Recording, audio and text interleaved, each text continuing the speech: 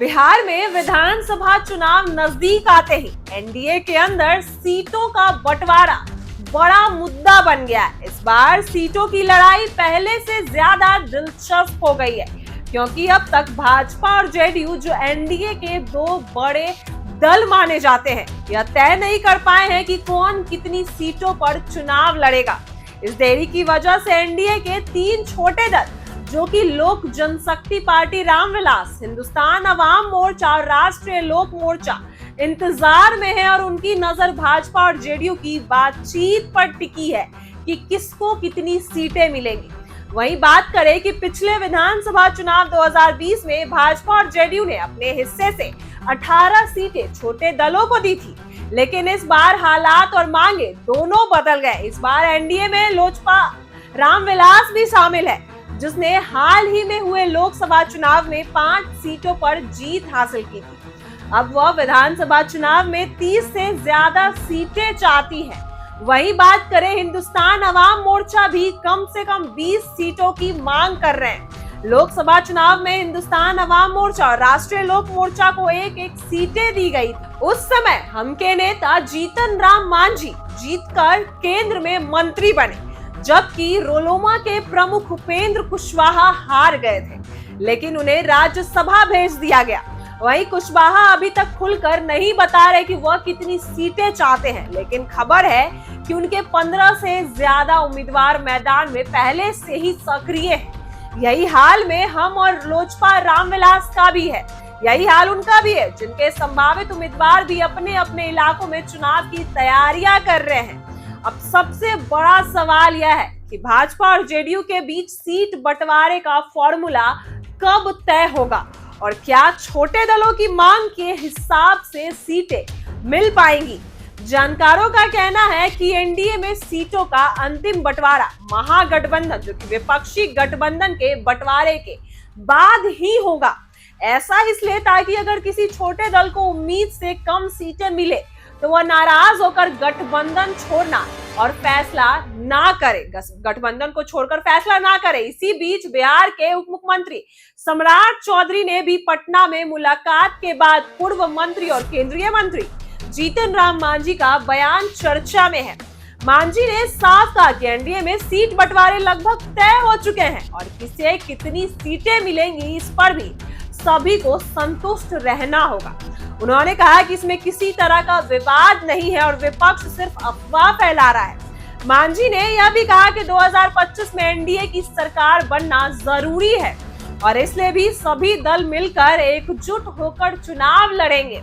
मुलाकात के बाद मांझी काफी संतुष्ट नजर आए और खबर है कि उन्हें सीट बंटवारे को लेकर अच्छी खबर भी मिली है।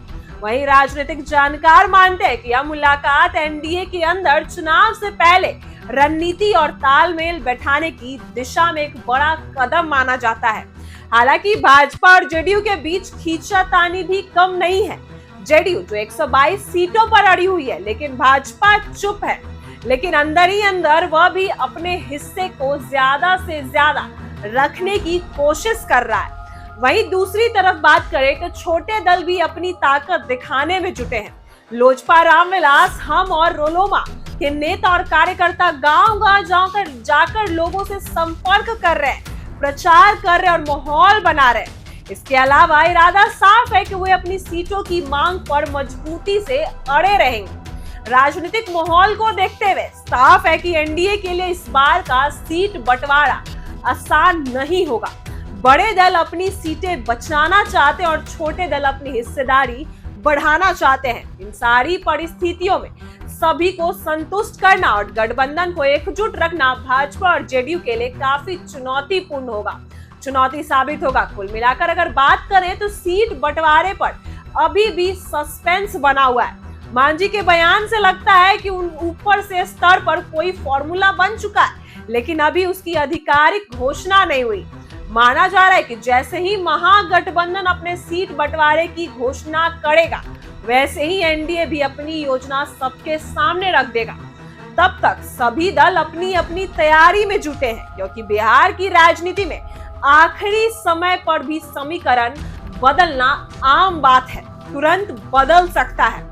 वहीं 2025 के चुनाव में एनडीए के सामने सबसे बड़ी चुनौती यही होगी कि वह सभी दलों को साथ रखकर एकजुट कर और आपसी मतभेद दूर करके मैदान में उतारे, उनको अच्छी सीटें दे।